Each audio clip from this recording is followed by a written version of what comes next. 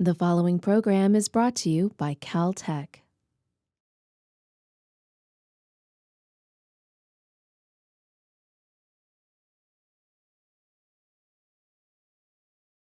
Welcome back.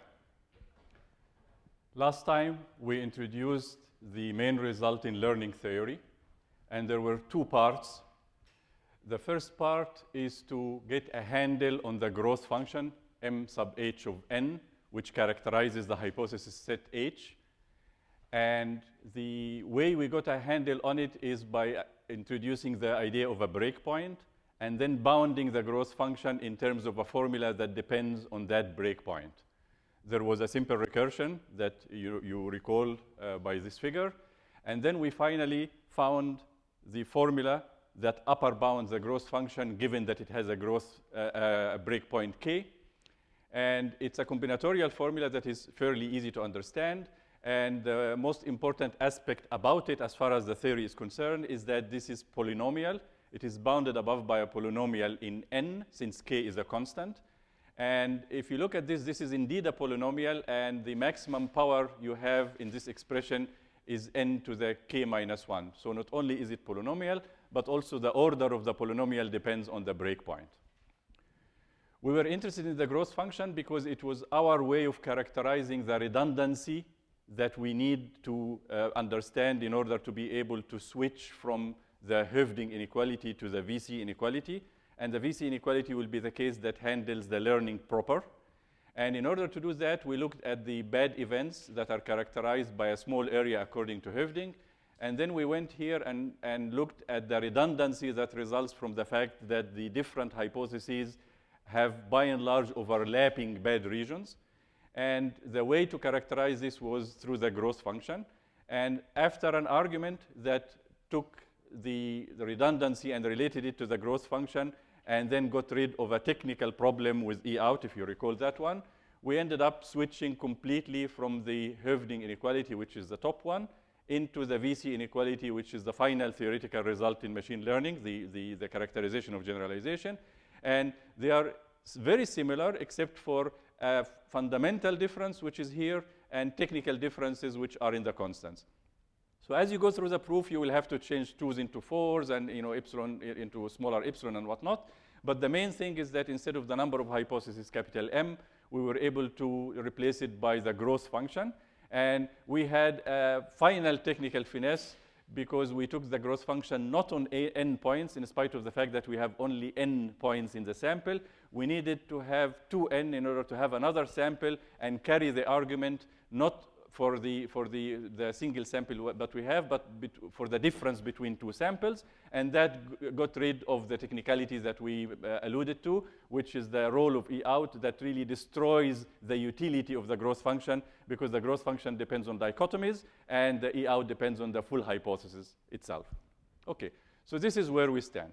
So in today's lecture, I'm going to put this together in the main notion of the theory, which is the VC dimension. It will not be a new notion for you. It's very much related to the breakpoint.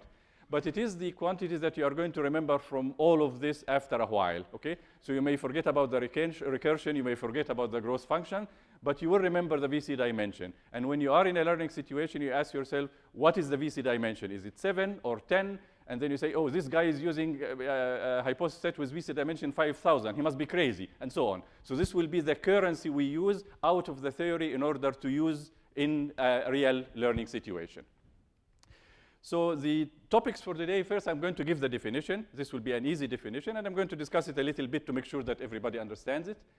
And then we're going to spend some time getting the VC dimension of perceptrons. We will be able to compute the VC dimension exactly for perceptron in any dimensional space. So it doesn't have to be two-dimensional space like the one we did before. You take any dimension, and we will get the value of the VC dimension exactly. This is a rare case because usually when we get the VC dimension, we get a bound on the VC dimension just out of the practicality of the situation. But here we'll be able to get it exactly, and that will help us going through the interpretation of the VC dimension. We will ask ourselves, now we understand it and we compute it for a concrete case that we are familiar with, then we would like to understand what does it signify, how do we apply it in practice and whatnot, and this will be the subject of the interpretation. Finally, I will spend the last few minutes of the lecture transforming the theory into a form that is extremely simple and it's very easy to remember. And this is the one that will survive with us for the rest of the course, and we'll be able to relate it to different theories and techniques as we go. Okay. So let's start with the definition. Okay. The VC dimension is a quantity that is defined for a hypothesis set. Okay, you give me a hypothesis set, I return a number, which I call the VC dimension. And the notation for it will be D as in dimension, sub VC as in Vapnik-Chervonenkis. And it is applied to script H. And every now and then we will drop the dependency on script H where it is clear from the context. So we don't have to carry this sort of long notation. It will just say, we'll just say D sub VC, and we'll understand that this is the VC dimension. What is it? In words, it is the most points you can shatter. Okay, that is not a foreign notion for us. Okay, so if you can shatter 20 points, and that is the most you can do, then the VC dimension is 20. In terms of the technical quantities we defined, this would be the largest value of n such that the growth function is 2 to the n. So if you go one above, the 2 to the n will be broken. So you can think, okay, so VC dimension is the maximum, next one must be a breakpoint. And that is indeed the case. The most important thing to realize is that we are talking about the most points you can shatter. It doesn't guarantee that every n points, let's say that the VC dimension is n. It doesn't say that every n points can be shattered. All you need is one set of n points that can be shattered in order to say that you can shatter n points. That has always been the case in our analysis. Okay. So let's try to take this definition and interpret it. Let's say that I computed the VC dimension. I told you the VC dimension in this case is 15. Now, what can you say about n, which is at most 15, in terms of the ability to shatter or not? Okay? You can say that if n is at most 15, the VC dimension, then H is guaranteed to be able to shatter n points. Which n points, I haven't said, but there has to be n points for which the hypothesis set can shatter. Why is that? It's simply because since the VC dimension is this number, there will be that many points that can be shattered. Well, any subset of them will have to be shattered as well, right? Therefore, a smaller number will also be shattered, which means that if n is smaller, you can shatter it. The other direction is also meaningful. If n is greater than the VC dimension, now the statement is strong that n is a breakpoint. You cannot shatter any set of that many points, because by definition, the VC dimension was the maximum. And although I called it n here, we used to call it small k. So anything above the VC dimension is a breakpoint, okay? And anything below, you can shatter. Okay, very simple notion. So if you look at the growth function in terms of the VC dimension, when we had the breakpoints in terms of this k, we were able to find the bound that I showed in the review, okay?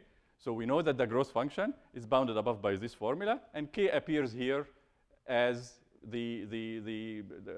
for the index of summation, which gives us the maximum power of this formula.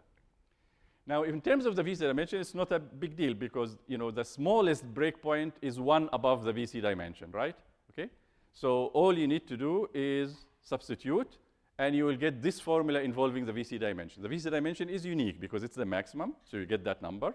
And now you can say that the growth function for any hypothesis set that has VC dimension D sub VC is bounded above by this, okay? A nicer formula than this. It doesn't have the annoying one. And furthermore, when you look at the maximum power in this polynomial, the maximum power happens to be n to the VC dimension. So the VC dimension will also serve as the order of the polynomial that bounds the growth function of a hypothesis set that has that VC dimension. Okay, all of this is very simple. Now let's take examples in order to get the VC dimension in some cases. And you have seen this before. Remember positive rays? How many points can positive rays shatter? Oh, it's just 1 point, right? This is where you can get all possible patterns, okay? If you get 2, it's a breakpoint. Remember that argument? Okay? Therefore, VC dimension here is 1. Okay? Good. How about 2D perceptrons? How many can we shatter? Oh, we remember that constellation. If we have 3 points in that position, then we can get all possible patterns. And 4 is a breakpoint, so we cannot go up. Therefore, the VC dimension is 3. Convex sets. Okay, what is the VC dimension of convex sets in 2 dimensions? The example that we gave before. Okay, we had this funny construction where if you choose your points on the perimeter of a circle, you can shatter any number of points, right? Therefore, what would be the VC dimension in this case? It will be infinite. Okay, there is no maximum. Okay. Now, we said before that this one is particularly pessimistic, which indeed it is, because this is a very specific way of getting the points, okay? And in all of the analysis, you will find that using the VC dimension always gives an upper bound, worst case, okay? You cannot violate it, okay? But you can do better at times. Here, for example, you can do better if you choose the points, let's say, uniformly over a space. Therefore, some of them will be internal points, and therefore, the corresponding growth function, which can be defined in this case, will not be 2 to the n, and you may be able to learn. Okay. Now, let's look at the VC dimension as it relates to learning. This is an important view graph, okay? And when we talk about learning, we have to go back to our friend, the learning diagram, okay? And in case you forgot it, let me magnify it a little bit. Okay. Now, there are different components, and now we have studied the matter so well that we now can relate more to this. Remember, okay, this is the target function, gives me the example, learning algorithm picks the hypothesis, puts it at the final. We hope that the final hypothesis approximates this guy, and we introduce this thing in order to get the probabilistic analysis. We have seen this before. Okay. Now, let's look at this diagram and see what the VC dimension says. Okay.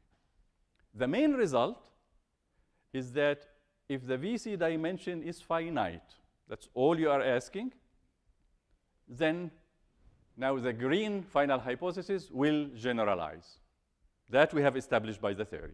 So you don't even need to know its value. You just need to know it's finite, and then you can say the G will generalize. That we have in the bag. Now, I'd like to understand the rest of the diagram, okay, in terms of the VC dimension. So we can understand the green part, okay? So here, we'll generalize to the target function. For better or for worse, could be doing very poorly in the in-sample, and that will generalize, or could be doing great in the in-sample, and that will generalize. We are only talking about generalization here. Okay. So now, this statement is independent of the learning algorithm. Okay. Why is that? Because the learning algorithm here, if it picks a hypothesis, it will have to pick it from the hypothesis set. We have gone through all of this trouble in order to guarantee that generalization will happen uniformly, regardless of which hypothesis you pick. Therefore, you can find the craziest learning algorithm, and it can pick anything you want, and you still can make the statement about the final hypothesis. So now the learning algorithm doesn't matter as far as generalization is concerned, so let's punish it by graying it out. Okay? Now, it's also independent of the input distribution. Okay, so this is the box. Okay. Now, this was technically introduced in order to get Höfding, and obviously it has to survive in order to get the VC inequality. The reason I am talking about the independence here is because of an interesting point. We mentioned that when we define the growth function or the VC dimension, okay, I give you the budget n, and then you choose the points any way you want with a view to maximizing the dichotomies, right? So now, there is no probability distribution that can beat you. I can pick the weirdest probability distribution that has preferences for funny points and whatnot, and your choice of the points will be fine because you chose the points that maximize. So whatever the probability distribution does, you will be doing more, okay? And therefore, your bound will hold, okay? Therefore, we don't have to worry about probability distributions. The learning statement that this guy will generalize will hold for any probability distribution, okay? So another guy beats the dust, okay? Now, you look at this, and then there is a third guy, which is an obvious one, which is the target function. All of this analysis, the target function didn't matter at all, okay? As far as generalization is concerned, we are generalizing to it, but we don't care what it is. As long as it generates the examples we learn from, and then we test on it, that's all we care about. The generalization statement will hold, okay? So it also goes. So now, as far as the VC theory is concerned, we really have 3 blocks, okay? The first one is the hypothesis. That is the one that we are claiming the generalization with respect to. That's number 1, okay? The hypothesis set is where we define the VC dimension. And if you remember very early on, I told you that the hypothesis set is a little bit of an artificial notion to introduce as part of the learning diagram. And I said that we are going to introduce it because there is no downside, there is no loss of generality, which is true, and there is an upside for the theory. Now you can see the upside. The entire VC theory deals with the hypothesis set by itself. That's what has a VC dimension, and that's what will tell you are able to generalize. The rest of the guys that are more intuitive that disappeared here are not relevant to that theory. Okay? Now, the training examples are left because the statement that involves the VC dimension is a probabilistic statement. It says that with high probability, you will generalize. With high probability with respect to what? Okay? It's with respect to generating the data. You may get a very unlucky data set for which you are not going to generalize. The guarantee is that this happens with a very small probability. So this remains here just because it is part of the statement. And this triangle is where the VC inequality lives. Okay, now we go into sort of a fun thing of computing the VC dimension for the perceptrons. There are two goals for doing this. We'll do it exactly. We'll get exact formula for it. The one thing is to test your understanding of the definition. The definition is a little bit tricky because I give you n, you choose the points any which way, you maximize this, this is the bound, so what is minimum, what is maximum, and what not, maybe a little bit fuzzy, and trying to get the number for a particular case will seal the deal. So that's the number one.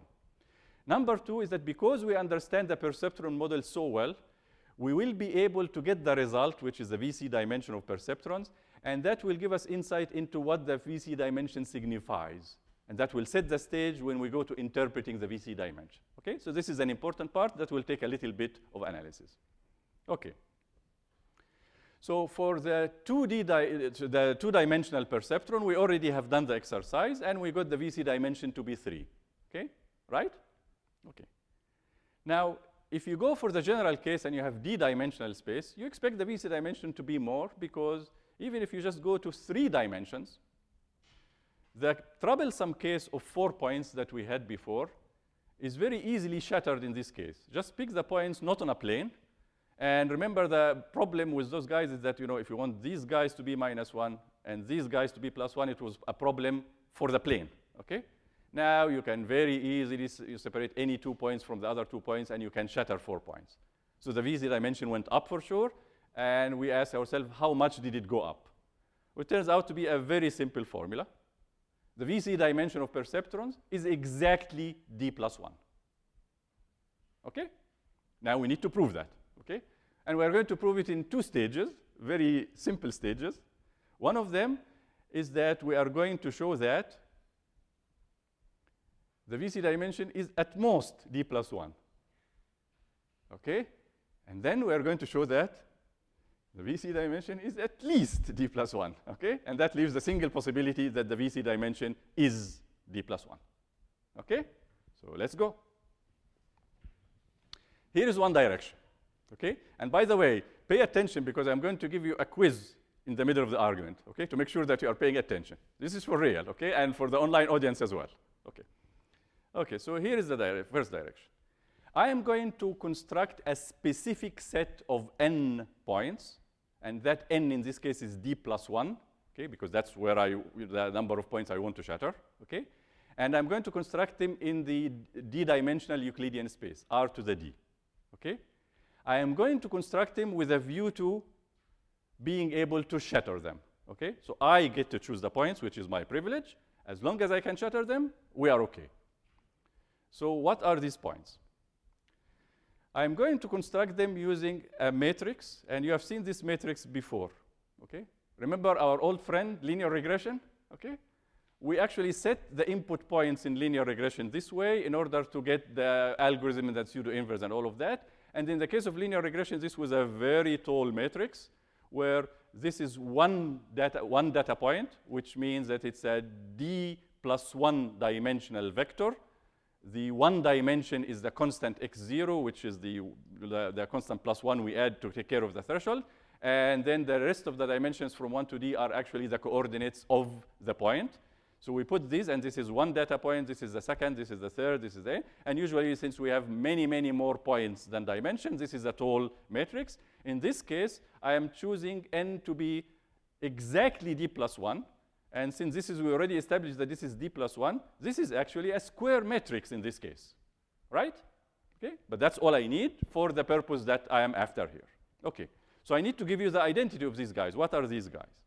Okay, these guys look like this. Okay, there is no mystery. See, if you look at the first column, it's all ones.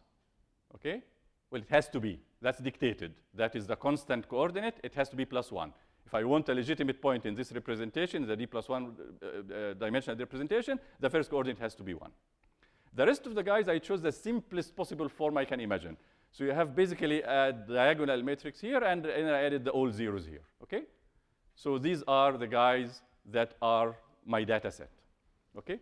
Now you can see that I chose them such that X is invertible, because that is the technique I'm going to use in order to be able to shatter them. You will see in a moment. Okay? Do I know that this is invertible? Yes. The determinant is 1, actually, and that means it's invertible. Okay? Can you compute the determinant? Okay, so this is 1. And then every time you have this guy, you have the 0 term wiping out everything, so I get a 1. Okay. So this is an invertible matrix. Okay? Why am I interested in an invertible matrix? Because we can shatter the data set. This is how we are going to do it. Look at any set of labels you want. Okay, so this is a dichotomy. Okay, this is the value at the first one, plus or minus 1, plus or minus 1, and plus or minus 1 on the x points that I just showed you. So all of these could be any pattern of plus or minus 1s. Okay, so I would like to tell you that any dichotomy you pick from this, plus 1, minus 1, minus 1, plus 1, etc., I can find a perceptron that realizes this dichotomy. If I do that, then I have showed you that I can shatter the set. Okay, so let us look for the W that satisfies. And what does it satisfy? It satisfies this condition. Okay, this computes the signal for all the points at once in vector form. You take the sign of that, and you would like the sign of that to agree with the particular Y you chose. So you give me Y, I am supposed to come up with W such that this holds. If I can do that for every choice of Y you give me, then I am done. I have shattered your set, or my set, the set I chose. Okay. How am I going to do that? Oh, it's pretty easy. What I'm going to do, I am going to do even better than this. I'm going to actually have XW numerically equals Y, even before taking the sign. Okay? So when you multiply the matrix X by W, you are going to get specifically a pattern of plus or minus 1s. Well, if you get plus or minus 1, guess what happens when you take the sign of that?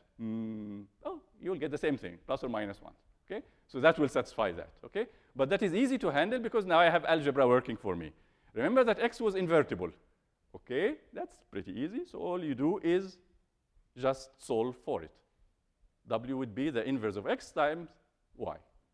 And you have a solution that realizes any dichotomy you can think of. Okay? That's wonderful. So we were able to shatter D plus 1 points. Now comes the quiz. We can shatter these points. Wonderful. But we are not really interested in shattering for its own sake.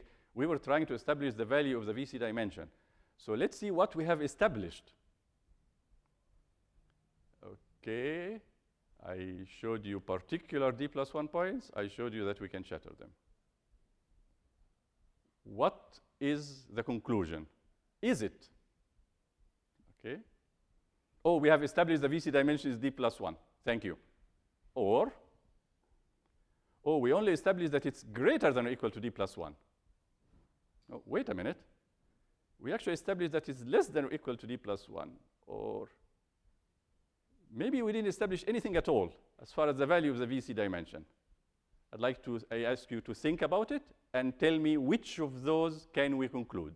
And I'd like the online audience to text A, B, C, or D as if you are solving a homework and tell me which of these choices is valid conclusion given what we have argued.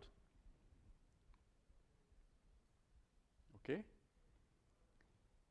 So let's say by shouting, you just shout A or B or C or D, and I hope that there is enough signal that I will be able to decipher the majority. Shout. Okay. Okay. You guys are a tough crowd. Okay. Well, why is that? Okay. We were able to shatter D plus 1 points. So we are guaranteed that for at least D plus 1 points, we are okay. It is conceivable that we can shatter a bigger set. We haven't argued that yet. But if we even fail, at least we have the VC dimension to be at least D plus 1. If we shatter a higher set, it will be even bigger. If we cannot, it will be equal. So that is what we have established. Okay? Since you are very good at this, let's do another quiz. So I have now greater than or equal to D plus 1. So now I need to show that the D dimension is less than or equal to D plus 1. I wonder what I need to do in order to achieve that. Okay. Okay, we need to show that one of several choices. Okay. Oh, I need to show that there are some points, D plus 1 points, a set of D plus 1 points that we cannot shatter. Okay? No. I need to show that there is a set of D plus 2 points that I cannot shatter. Oh, no. Maybe we need to show that we cannot shatter any set of D plus 1 points. Or was it D plus 2? I'm confused now. What among those guys will establish the premise? The premise that we are trying to establish is that the VC dimension is at most D plus 1. Which of these statements will establish that? Again, think about it. And similarly for the online audience, to text the result, I'll give you 10 seconds, and then we will also answer by shouting. Okay, shout. D. Oh, hey, I like that. How about the online audience? D. Okay, so everybody gets the idea. Okay, so now we know what we want to prove. Let's go ahead and prove it. So now it's a question of any D plus 2 points. Okay, so I don't get to choose the points. You get to choose them. Okay, so I tell you, okay, choose them, please. Okay, and give them to me. Okay. Now, when you give me your points, I'm going to make a statement about the points you chose. Well, how can I make a statement? You chose them anyway. I'm going to make a statement, okay? I'm going to say that for those particular points that you chose, which I really don't know what they are, I can say that you have more points than dimensions. Why is that? Each of these guys still comes from a D plus 1 vector, right? Because it's a D-dimensional space plus the added coordinate. So each one is D plus 1 dimension. And I ask you to give me D plus 2. So obviously D plus 2 is bigger than D plus 1, okay? What do you know when you have more vectors than dimensions? Oh, I know that they must be linearly dependent. Okay? So therefore, we must have that one of them will be a linear combination from the rest of the guys. So you take J, whichever it might be, and this will be equal to the sum over the rest of the guys of some coefficients that I don't know times those guys. This will apply to any set you choose. And this is the property that I'm actually going to use in order to establish what I want. Okay. Now, furthermore, I can actually make something about the AIs. AIs could be anything for this statement to hold, okay? But I'm going to claim that not all of them are zeros in this case, okay? At least some of the AIs are non-zero, okay? How do I know that? This is not part of the linear dependence. This is actually because of the particular form of these guys where the first coordinate of all of these guys is always 1.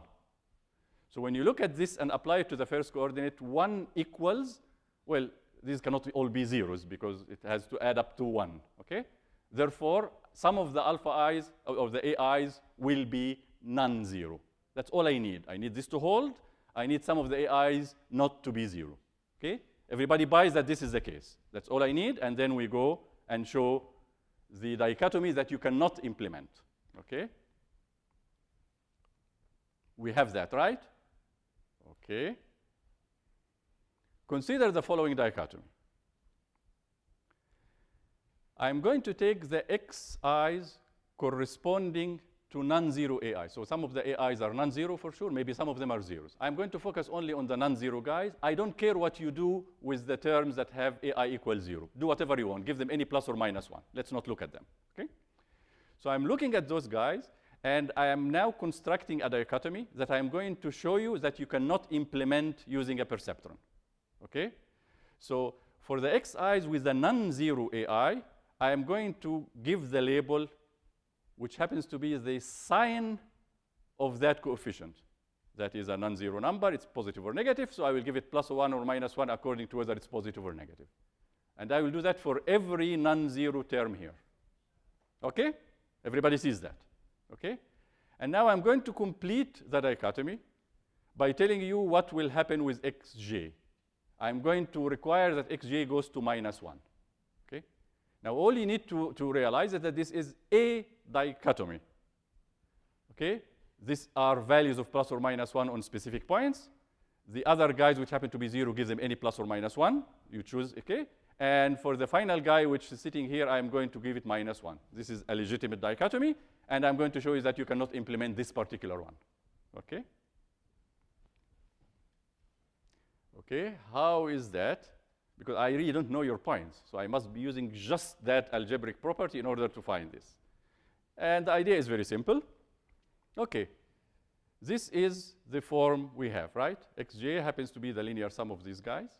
I'm going to multiply by any w. Okay, so for any w, I mean the perceptrons, you multiply by w. That is what makes it a perceptron. So I'm going to multiply by it, and then I realize that w transpose times xj, this will be actually the signal for the last guy, is actually the sum of the signals for the different guys with these coefficients. That has to happen.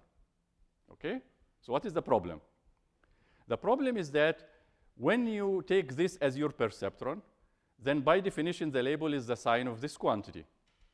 Okay? For the guys where AI is non-zero, we force this quantity, which is the value yi, to be the sign of AI. That's what we constructed. What can you conclude given that the sign of this fellow is the same as the sign of this fellow? It must be that these guys agree in sign. They are either both positive or both negative, right? Therefore, I can conclude that if you multiply them, you get something positive. That is for sure. Okay? So now I have a handle on this term. Now, this forces the sum of these guys to be greater than 0. Why is that? Because this happens for every non-zero AI. For 0 AIs, they don't contribute anything here. So if I add up a bunch of positive numbers and zeros, I'm going to get a positive number. Okay? What is this quantity? Do I see it anywhere else on the slide? Oh, yeah, I can see it here. Okay? So this actually is the signal on the outstanding point. Okay? So I know that the signal on outstanding point is positive.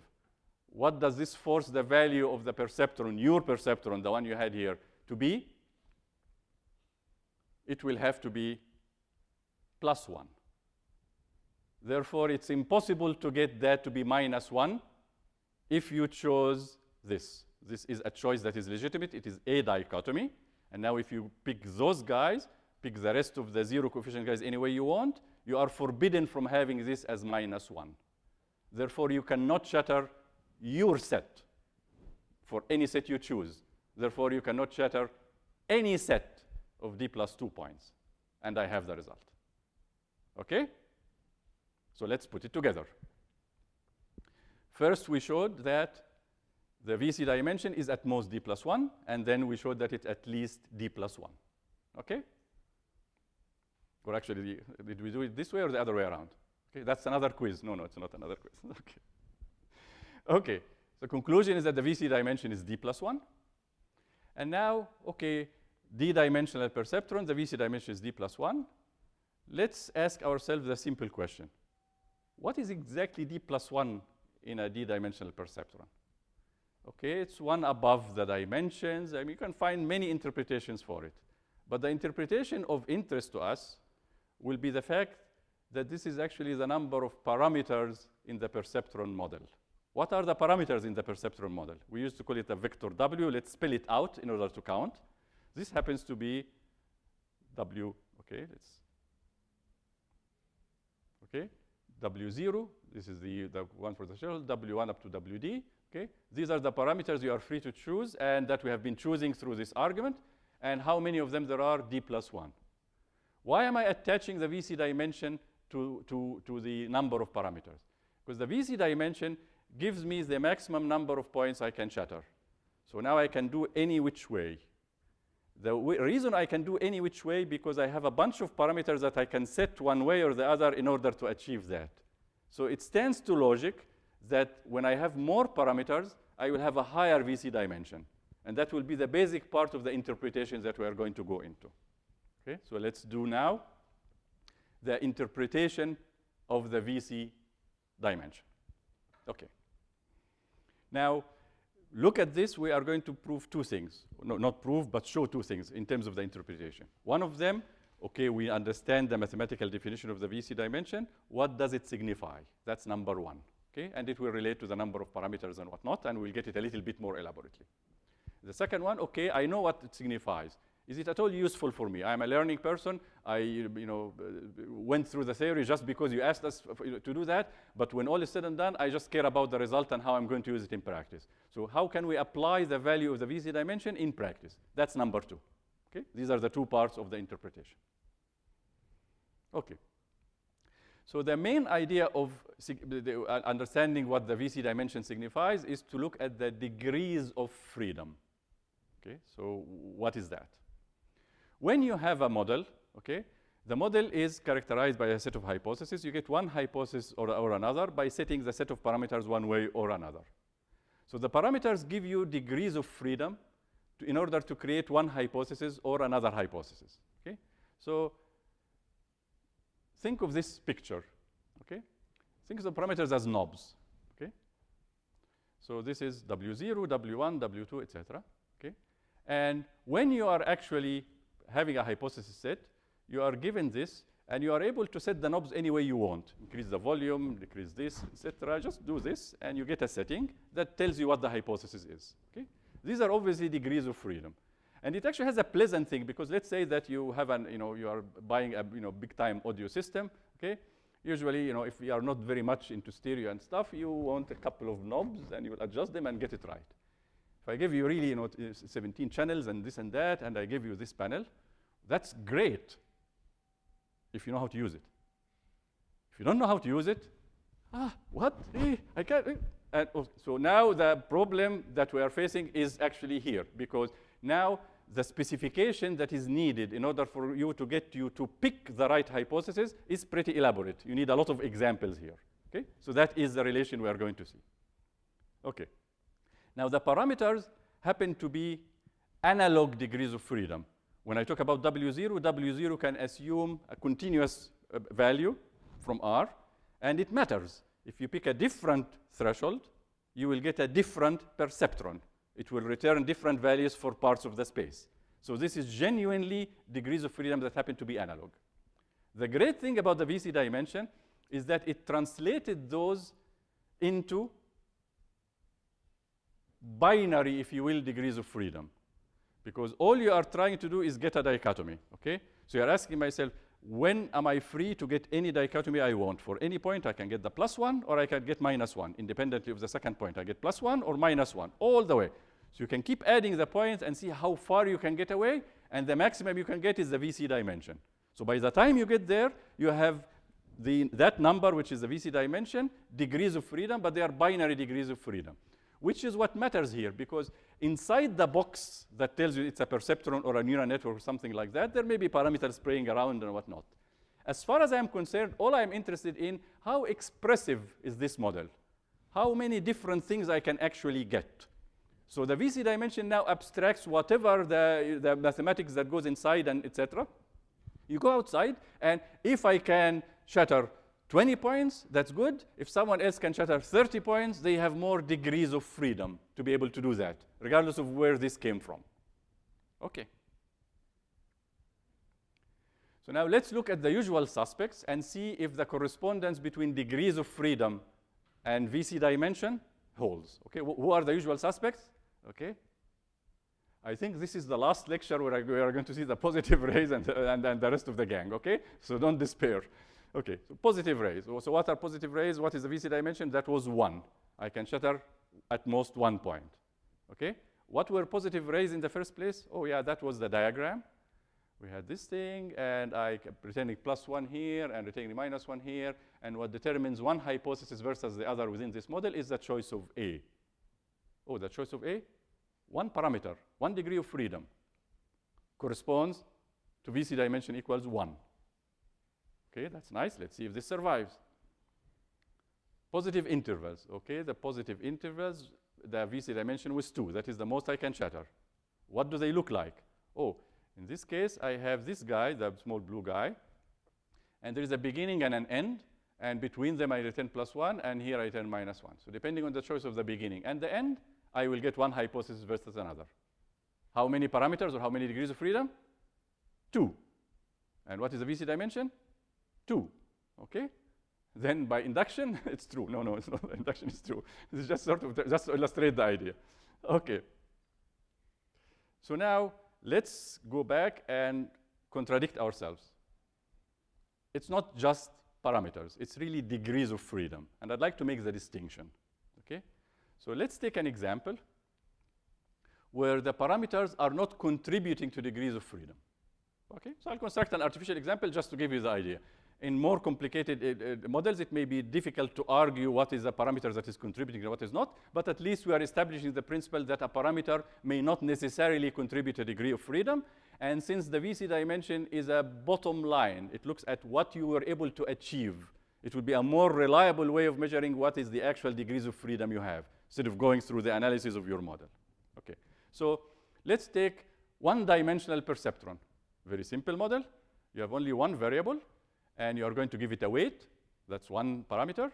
And then you are going to compare it with a threshold, W0. That's a second parameter. And then you are going to give me +or -1. Okay? So this fellow has 2 parameters, indeed 2 degrees of freedom. And I get the VC dimension to be 2 because it's D + 1. We proved it generally. And here D, the dimensionality of the space is 1. This is just the real number. Okay. Now this is not my model, actually. This is only part of the model. What I'm going to do, I'm going to take that output and feed it into a perceptron. And then get that output and feed it into a perceptron. And then get that output and feed it into yet another perceptron. And that will give me the output of the model. Okay? So now let's see how many parameters I have. Okay? This guy has 2, one for the weight here and one for the threshold. Whatever the output here gets weighted by something, that's the 3rd parameter, compared to a threshold, 4th, 5th, 6th, 7th, 8th. I have 8 parameters in this model. Anybody would argue at all about this? I have 8 parameters. There is no question about it. Do I get 8 degrees of freedom? No, because these guys are horribly redundant. By the time I did this, I am done. This doesn't add anything. Take it +1 or -1. Okay, give it a weight compared to a threshold. What are you going to get? You are either going to get +1 for +1 and -1 for -1, or the vice versa. So you are just replicating a function and doing it again and again and again. So this whole thing is a very, very elaborate perceptron in one dimension. That's all. Okay? I know that I constructed it in a very funny way, but that's the function it does. Okay? So if you are counting the number of parameters, you will say, okay, I have a bunch of parameters. Okay? But if you are resorting to the VC dimension, you don't care about this box. You don't even know it. It's a black box. You look at X and Y and ask yourself, how many points can I shatter? And you get the answer that you will get for one of these blocks by itself. So the rest of the guys don't matter. Okay? So you can think of now the VC dimension as measuring the effective number of parameters rather than the raw number of parameters. And I give you a case where the effective number of parameters is smaller, which seems to be the case. Believe it or not, you can construct mathematically a case where you have one parameter, literal parameter, a number that is a real number that you, okay? And then you can milk out of it so many degrees of freedom that you can get more than 1 degree of freedom, many more than a degree of freedom from one parameter, okay? So, but the other case is really just sort of, you construct it because you want to, okay? But the message here is that you don't look at the number of parameters, you look at the effective number of parameters, and effective for us as far as the result, and the result is captured by the VC dimension, so this is our quantity for measuring the degrees of freedom. Okay? Now let's look at the number of data points needed, which a practitioner would be interested in and doesn't care about the rest of the story that I told you. Okay? So you have a system. Let's say that you manage to a learning system, and you look at the hypothesis set, and you say VC dimension is 7. I want a certain performance. Could you please tell me how many examples I need? Okay. First, we know that the most important theoretical thing is that the fact that there is a VC dimension, finite one, means that you can learn. That is the biggest achievement that we have done in theory. But now we go a little bit closer and ask yourself, well, the value of the VC dimension, how does it affect the number of examples you need? Okay. So in order to do that, let's do the following. We notice that the VC inequality in which the VC dimension arose, okay, has two small quantities, performance quantities that we would like to be small. So let's remind ourselves. One of them is this fellow. You didn't want E in to be far from E out, so you said that they should be tracking within epsilon, and therefore the probability that they are not tracking within epsilon, the small number, should be small. The probability is small. The other quantity is the other small quantity, and we are just going to call it something now, okay? It's a small quantity delta. It's not small because of the expression. Expression is long. It's small in value, okay? Hopefully that when you get large n, this will reduce to a small number, so we're just going to call it delta for now, okay? So try to sort of phase out the details of this and look at, okay, I have two quantities. This is the probability, this is the approximation, and we are making a statement that is probably, approximately correct, as we said before, as these are our two guys. So in a normal situation, what you are trying to do is that you are trying to say, I want a particular epsilon and delta, okay? I want to be at most 10% away from E out, and I want that statement to be correct 95% of the time. That's your starting point. And then after you said that, you ask yourself, how many examples do I need? Fair enough. When you say I want to be 10% away from E out, what you are really saying is that epsilon is 0.1. When you want to say that I want to be 95% sure that the statement is correct, you are picking delta to be 5% or 0.05. Okay? So that's what you do. So you want certain epsilon and delta. And then you ask yourself, how does n depend on the VC dimension? Okay? You are competing with someone else. You are solving the same problem. The guy gives you the same data. Okay? And you look at it and you say, okay, I'm using a VC dimension and they are using the VC dimension. Okay? If I achieve this with this VC dimension, can he also achieve it with the bigger VC dimension? Because a bigger VC dimension will give them more flexibility. They might be able to fit the data better. They will get a better E in. So if they can get the same generalization bound, they are better off. So I'm really interested in this question. I just want to know how they relate. Okay. So in order to do this, we are going to look at this function, which is a polynomial, a very simple polynomial, just one term. It's not polynomial, it's monomial, I guess. N to the d, okay? I'm just writing as d. It will play the role of the VC dimension. I just want the notation to be simple. So n to a certain power times e to the minus n. What is this quantity? This quantity is a caricature of this quantity, okay? There are constants here. I have here multiple terms. I'm just taking the biggest of them because it's the dominant. I have a negative exponential, but it has this, terribly damping coefficients, etc. I am leaving them out. So I'm just trying to understand the behavior of functions that look like this. I'm taking the simplest case, because this will give me the trade-off between d and n, which is the trade-off I want here. Okay? So let's look at it. This is our quantity. And what I am going to do, I am going to plot it for you. Okay? So let's plot it for the case of d, the power, equals 4. Okay. So here is what it looks like. Okay. Basically, there is the initial part is mostly n to the 4. If there wasn't the exponential, this would be going up and up and up and up. Okay. The negative exponential is just warming up here. And then it starts becoming really, really effective here. And then it wins over and keeps doing it. And by then, you will forget that it was n over 4. You will just remember that there is a negative exponential. Okay? And the interesting part here is obviously, this will play the role of the right-hand side of the VC inequality, right? So this will be a probability. And we'd like the probability to be small. Okay? So obviously, the initial part of the curve is completely meaningless, okay? You tell the probability now is less than 5, okay? That's very nice, okay? But it's only interesting once you cross back to the interesting region, which is the less the probability, and then you are actually making a statement, okay? So this will be the interesting part. Okay, let's look at the next one, okay? So this is n to the 4 times, let's look at n to the 5, just to get a feel for these quantities. Ooh, okay? Well, this one will, it will peak at a different point, but the main point is like huge now. The probability now is what? Less than 20 something. Okay, that's nice, okay? But eventually the exponential wins. That's the good part. Okay, so it goes down and then goes. So now you can see that this is the interesting region, and I'm going to ask myself, okay, in order to get to this region, which is the performance you want, okay? How many examples, which is this coordinate, do I need, given the different VC dimensions, which is supposedly is 4 here and 5 here? Again, this is a caricature, because this is not the function I have. If you start adding the real constants here, this thing, instead of becoming, 5 examples, 10 examples, probably will be 5,000 examples, 10,000 examples. It's a pessimistic estimate because it's an upper bound. But the shape will remain the same. And similarly, okay, if you add the other probabilities, okay, the probability will not be 1, it will be 2, etc. But all you need to do is just shift a little bit, and you will be getting here. Okay, so if you understand this quantity, you will be able to translate it to the other one. But because it's going up so fast, I have to do something to make it visible, and I'll do that in a second. So let's now look at it. You fix the value here at a small value, whatever the value is, not 1, maybe 0.5 or 0.1 or 0.01, etc. And you would like to see how n changes with d. Okay.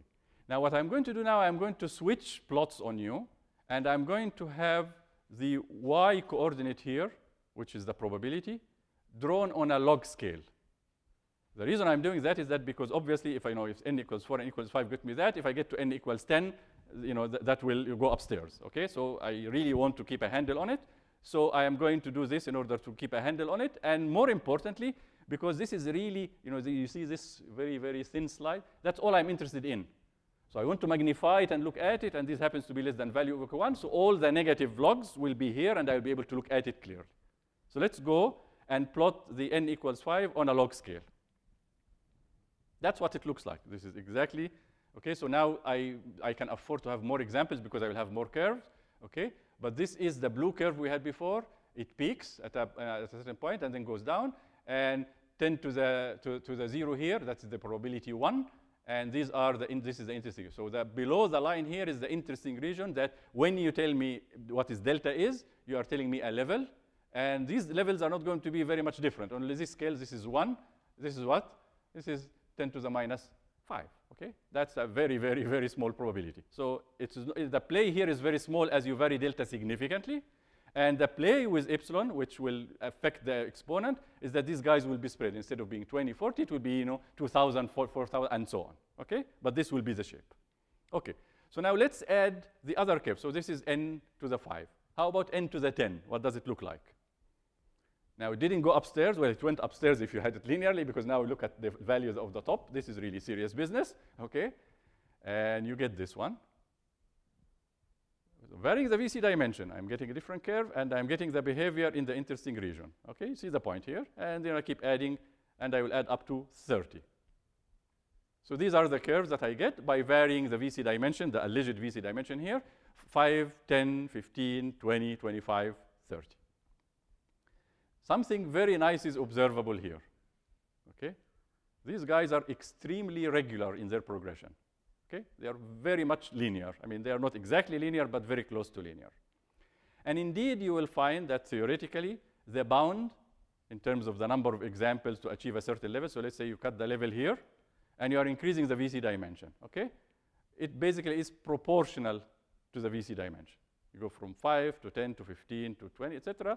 This is the number of examples you want, and they are pretty much proportional to this. Now, this is in terms of the bound. Okay?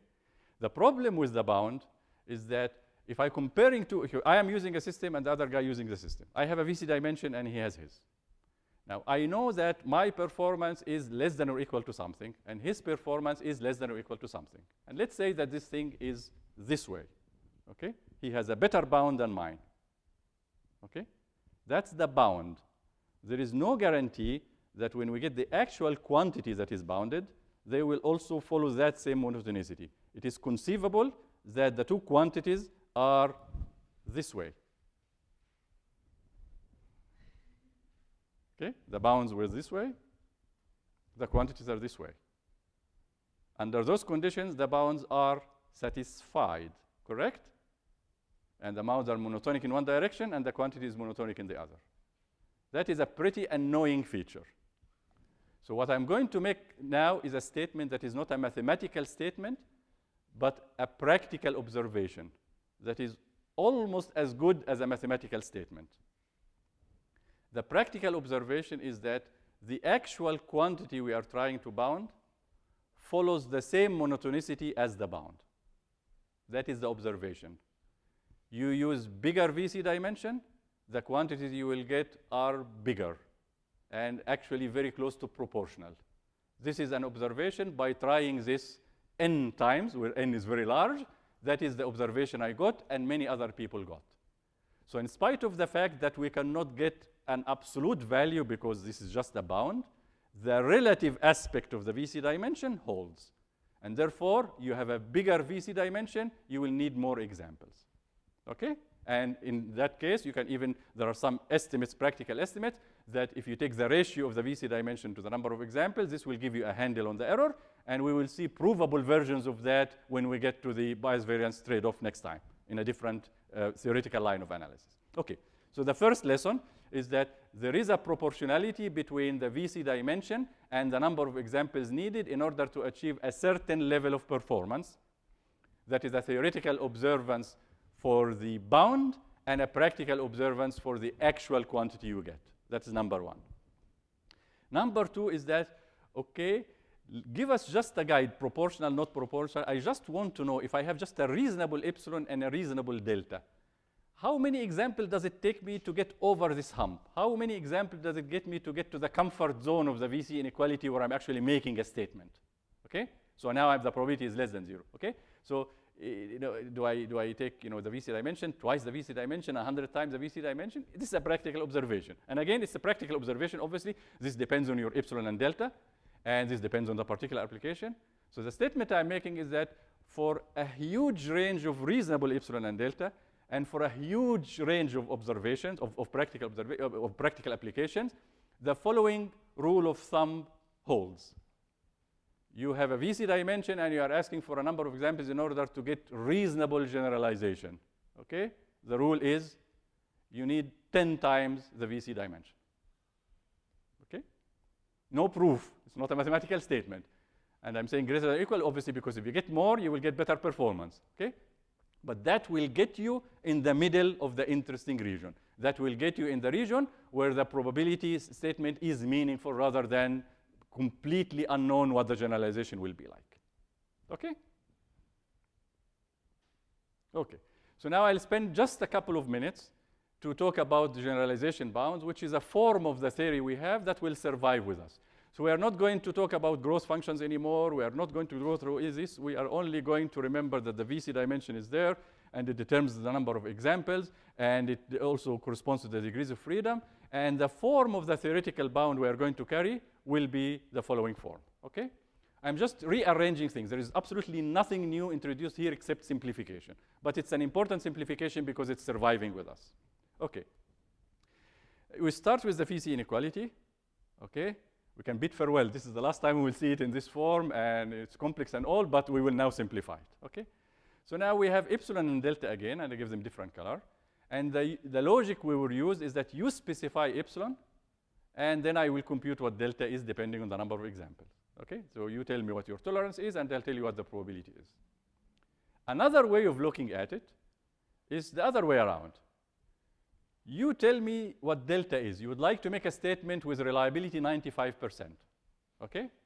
Can you tell me what tolerance can you guarantee under the 95%? You start with the delta and you go to the epsilon.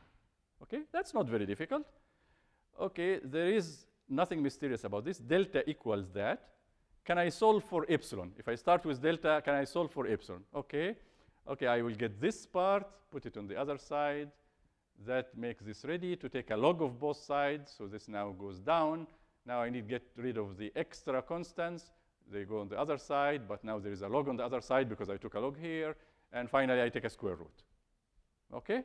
So that's what you get. Okay? Very straightforward.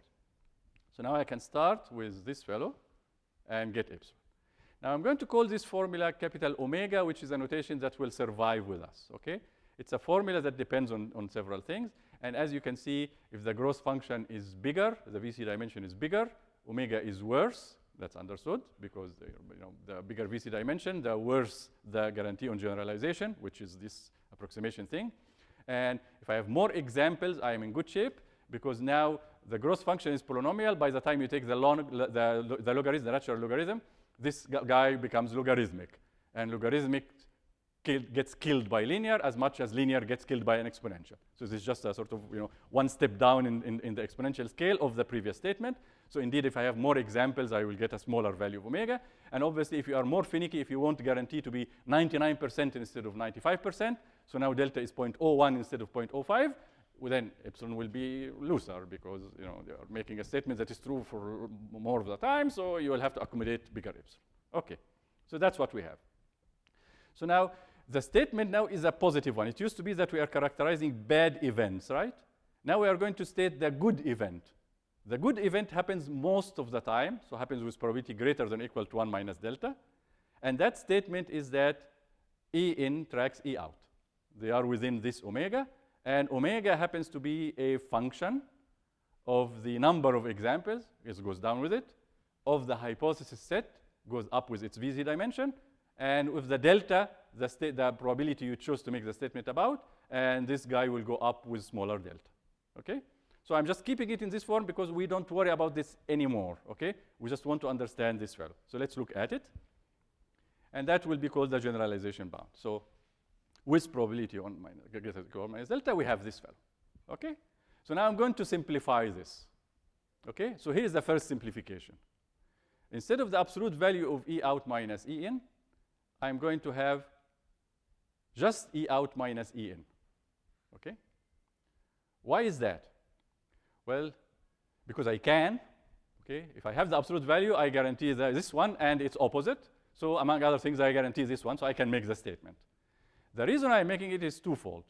First, this is really the direction that matters because invariably, E in will be much smaller than E out, at least smaller than E out. Because E in is the guy you minimize deliberately, okay? So it used to be that, in terms of a sample, this is E out, and there is a sample, so the sample will have values here, okay? Now you start deliberately pulling this down, okay? The other guy, there is an elastic band, but the elastic band is getting looser and looser as you make more effort, okay? But invariably, E in now has a bias, which is an optimistic bias, okay? And therefore, this will be the quantity that actually happens to be positive. Okay, well, this doesn't say that E out is always less than E in, okay? Once in a blue moon, maybe on your birthday or something, you will get E out that is smaller than E in. But the rule in general is the fact E out is bigger than E in. So they are less than or equal to that. So in spite of the fact that they have all of these dependencies, I'm just going to forget about these dependencies for the moment. I know that omega is an elaborate quantity. I don't want to carry the details. I understand its general behavior. So I have this fellow, okay? So now we rearrange this thing. By the way, this fellow is called the generalization error, okay? Because it's the difference between what you did out of sample versus in sample, okay? So this is a bound on the generalization error. And when you rearrange it, you can say with probability greater than or equal to 1 minus 1, and this is the form that will survive with us. You just take E in and put it on the other side. Okay? Now, this is a generalization bound, and it is very interesting to look at it. So it bounds E out on the left-hand side with E in plus omega. This guy we don't know. Both of these guys we know and have some control over. Okay? This one we are minimizing. This one is according to the choice of our hypothesis set. So it tells us something about E out in terms of quantities that we control. Furthermore, it shows that, remember when we talked about a trade-off? Remember when someone said, bigger hypothesis is good or bad? Okay, it's good for E in, but bad for generalization. Now you can see why. So this guy goes down with a bigger hypothesis set. This guy goes up with a bigger hypothesis set, poorer generalization. Therefore, it's not clear that it's a good idea to pick a bigger hypothesis set or a smaller hypothesis set. There may be a balance between them that will make the sum the smallest possible, and that affects the quantity I care about. Okay? So this will translate to that. The other thing is that now that I got rid of the absolute values, we'll be able to take expected values in certain cases and compare it with other stuff. So this will be a very friendly quantity to do. It's so friendly that we are going to derive a technique, one of the most important techniques in machine learning based on this. It's called regularization. And the idea here is that, okay, I use E in as a proxy for E out. Now, after all of this analysis, I realize that it's not E in only that affects the game. It's also the choice of this guy. So maybe instead of using E in as a proxy, I'm going to use E in plus something else as a proxy, hoping that this will be a better reflection that will get me the E out I want. And that will be the subject of regularization. We'll stop here and take questions and answers after a short break.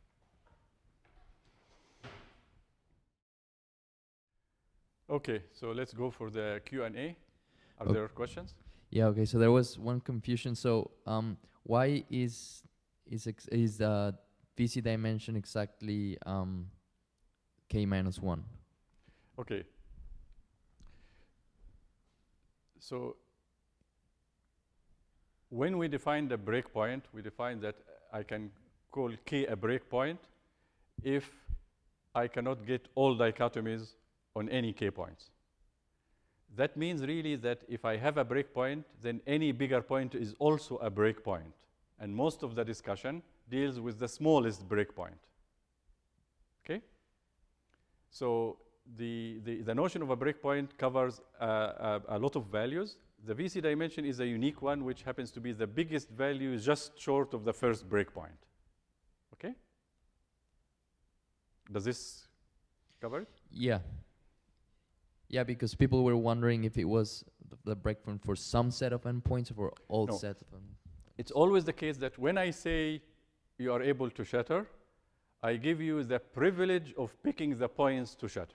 Okay? So I insist that you get all possible dichotomies, but you get to choose which points to shatter. Okay? So that is always the logic in those guys. This does not affect a breakpoint versus a VC dimension or whatever. This is always the case when we talk about shattering endpoints. It means that you shatter some set of endpoints. Okay? Now, the only distinction between a breakpoint and a VC dimension is that a breakpoint poses it negatively and the VC dimension poses it positively. Breakpoint is a failure to shatter, and VC dimension is an ability to shatter. Okay? And obviously, if you take the maximum ability to shatter, which will give you the value of the VC dimension, that will be one short of the next guy, which you fail to shatter. So that is your smallest breakpoint, and the other ones will be other breakpoints. Okay, also, can you repeat the practical interpretation of epsilon and delta? Epsilon and delta. So the epsilon and delta as two quantities, they are the performance parameters of learning. Okay? So there are two things that I want to make sure of. I want to make sure that E in tracks E out. The level of tracking is epsilon. That's the approximation parameter. Now, I cannot guarantee that statement absolutely. I can only guarantee it in a probabilistic sense. But I'd like that probability to be as high as possible. So the probability that that statement doesn't hold is small, and that it happens to be delta, which is the probability measure. So there are always these two quantities, and that is a sort of an integral part of this type of analysis. I think we have an in-house question. So I wanted to know what is the effect of error measure on the number of points that we have to choose? Okay. Obviously, as you can see from the VC analysis, the error measure has always been a probability of error versus so it was all the binary error. When you go to other codomains, real valued or multiplied, or we go to other error measures, okay, you need to modify these things. You know, some variances will come in and some other aspects. Okay, so for example, in case of the error measure, the binary error measure happens to be bounded. Okay. Therefore, you never worry about the variance because there is an upper bound on the variance. Okay. If you talk about, let's say, mean squared error, okay. Now, depending on the probability distribution you put on things, this could be, you know, very big. Okay, so you need first to say that the variance is finite, and then actually the value of the variance will come into these inequalities to go through. However, the reason I didn't venture into that is very simple. There is really nothing added conceptually. And as you can see from the utility we are using, we are not going to go back and unravel the mathematics and apply it to a practical situation. We borrowed the following. We borrowed that finite I can learn, okay? The value is proportional to the number of examples, and the rest are rules of thumb. That's where we stand. So it's not worth sweating bullets over the other technicalities when this is the message we are getting, and that message will hold intact in other situations. A question about, so when you're mentioning the bound, you usually say, so DVC is known, the VC dimension is known. Is it true that for like most learning hypothesis, this is really known? Or? Okay, so to get the VC dimension exactly is an exception, not the rule, as I mentioned. So getting it for perceptrons is really a great achievement because the perceptron is a real model that you use, and we know the VC dimension exactly. When you go to neural networks, we will get a VC dimension estimate. We say the VC dimension cannot be, but for the same reason that we had when we talked about parameters versus effective number of parameters. Because in a neural network, the parameters will go from one layer to another, and there will be some cancellation or redundancy, and therefore you can't really either keep track of this redundancy exactly, or say, okay, it cannot be more than the number of parameters because even taking into consideration. So in many of the cases, the VC dimension is estimated as a bound, okay? But again, we are already in a bound. Even if you know it exactly, it's not like we know what the generalization error will be like. We know a bound on the generalization error. So in this series of logical development, we get a bound on a bound on a bound on a bound, okay? So by the time we are done, the bound is so loose that in absolute value, it's really not indicative at all.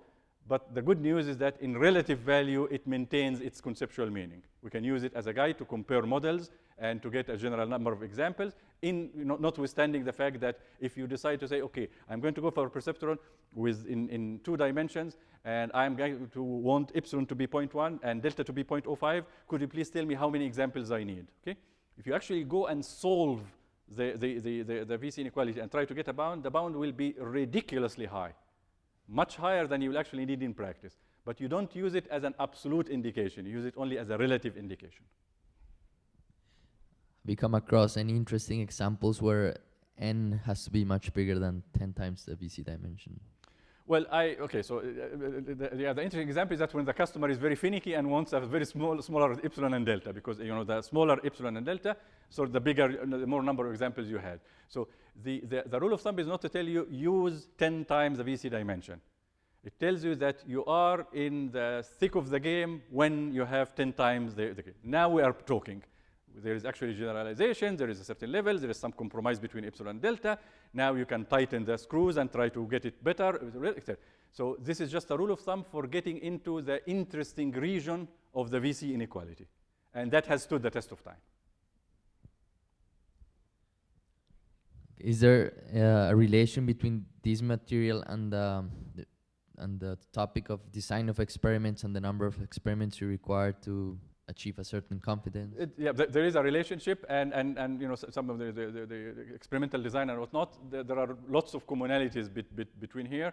There you have control over certain things that you may not have here, but some of the principles definitely extend to that. Okay, as I mentioned, I mean when we talked about the premise of learning, it is so general that it would not be a surprise at all that many of the concepts go and tackle situations that are not strictly learning, but have the same theme as learning.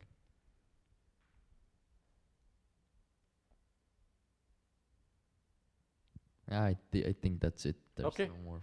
So we will see you on Thursday.